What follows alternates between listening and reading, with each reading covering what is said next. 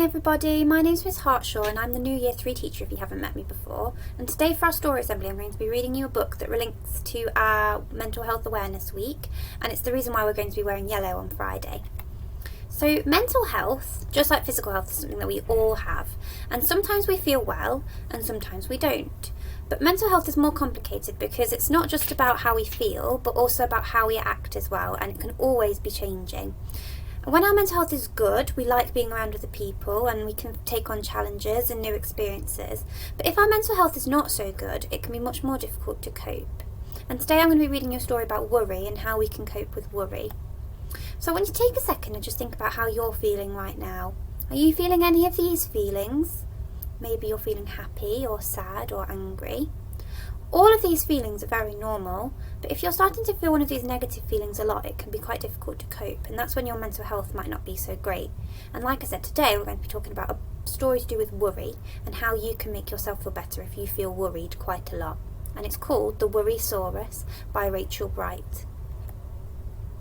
One hot and sunny morning, under lovely clear blue skies, a little Worrysaurus was opening his eyes.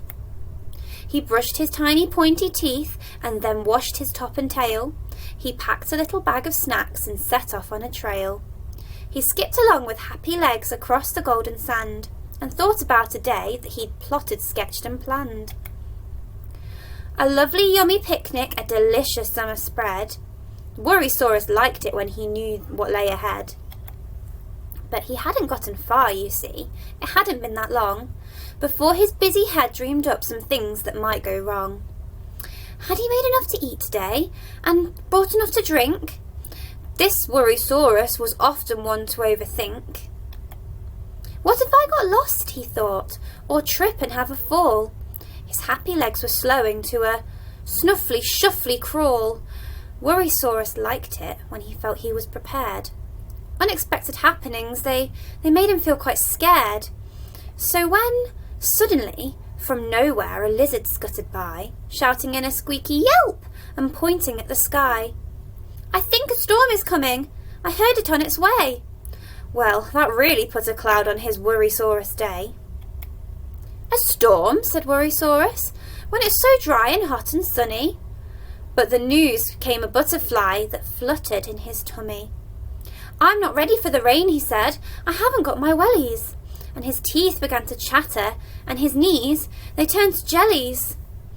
All the while the sky was blue, the sun it shone and shone, but now his lovely picnic thoughts were definitely gone. Should he find a cave to shelter, or run back home and hide? His little worry butterfly grew very strong inside. But then he thought of something that his mummy liked to say. "Oh, my little Worrysaurus, chase that butterfly away. Don't you worry, my lovely, you must not try to fret. If it's not a happy ending, then it hasn't ended yet." So he reached into his bag just then to find a little tin. It helped him with his worries, and it had happy things within. A special stick, his teddy Ned, and a letter. And as he held them one by one, so everything felt better. Then he put away his tin and all the worries in his head, freed his little butterfly for happy thoughts instead. "I'll stand up tall, I can be strong, I'll chase my fears away. All is good and all is well, and everything's okay." And with those little wordlings he calmed his busy brain, since when the sun is shining, why worry it will rain?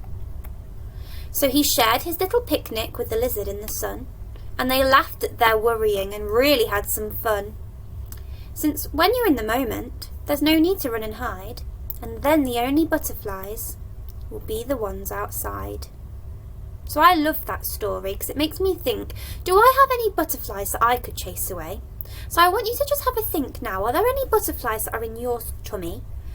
And could you think about a way that you could maybe chase them away so that they're on the outside as well? Just have a think about it. So when you feel worried, you could also call that anxious. And these are some ways that you might be able to make yourself feel better if you're feeling anxious. So you could go outside for a walk, or you could ask for some help.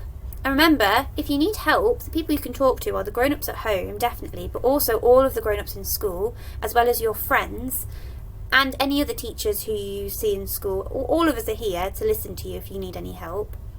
You might want to create something or get a drink or write about how you feel. You could take a deep breath, listen to soothing songs, or find a positive distraction. Or you could use mindfulness to help you stay present and think about all of the lovely things and all the good things that are in your life at the moment. And all of those ways are ways that you can make yourself feel better if you're feeling worried or you're feeling anxious. But remember that you're not alone. So have a great week, Sunnyside. I hope you enjoyed the story. And remember, if you see us around in school and you're ever feeling worried, we're all here for you because we're not alone. See you later.